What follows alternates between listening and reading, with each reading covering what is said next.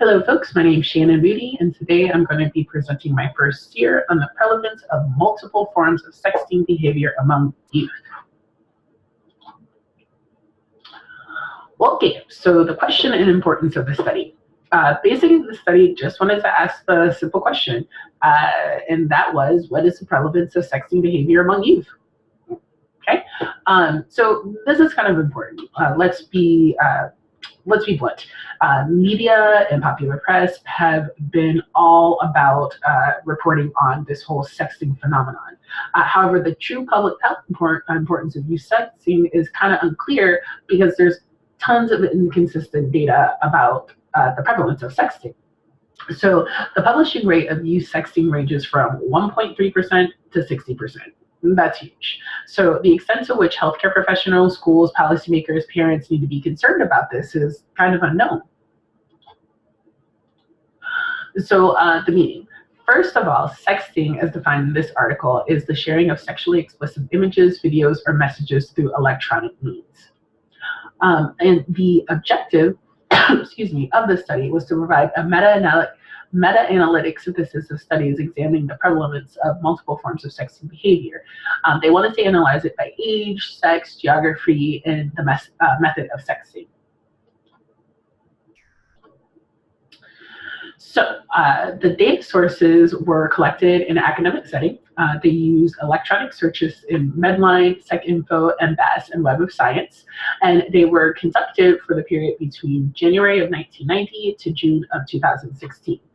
The initial results yielded 1,147 non-duplicated records.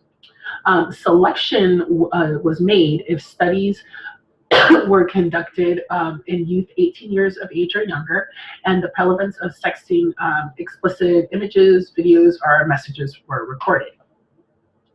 So data extraction went through the established PRISM guidelines. 2 independent reviewers extracted all relevant data. Random effect meta-analysis was used to derive the mean prevalence rates, and 39 studies met the final inclusion criteria. So the results. In short, 39 studies made the cut. Altogether in these studies, there were 110,380 participants. The mean age was 15.16 years of age. The range was 11.9 to 17 years of age. And on average, about 47% of the participants were male. Studies were available for sending, receiving, forwarding without consent, and having sex forwarded without consent. The mean prevalence for sending and receiving sex was 14.8% and 27.4% for receiving, respectively. So moderator analysis revealed that the effect size varied as a function of the child's age. So the prevalence of sexting increased with age. Year of data collection, so over time, go figure, sexting has increased, and the sexting method. So there's a higher prevalence of sexting on mobile devices than on computers. In short, and to conclude, the prevalence of forwarding a sex without consent was 12%, and the prevalence of having a sex forwarded without consent was 8.4%. This is very important to our conclusion because the prevalence of sexting as it increases, I mean, one of the things that we have to understand is that it is now pretty much normative behavior.